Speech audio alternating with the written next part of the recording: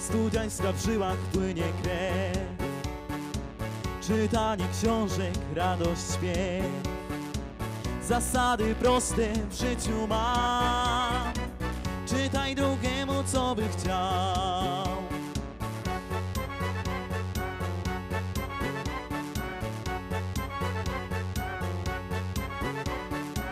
Komiks, lektura, radość, śmiech.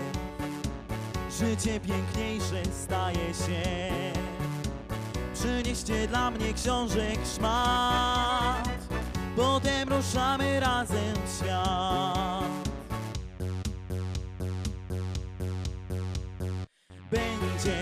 Będzie czytanie, będzie się działo. I znowu stronnic będzie mało, będzie głośno, będzie radośnie. Znów poczytamy razem całą noc.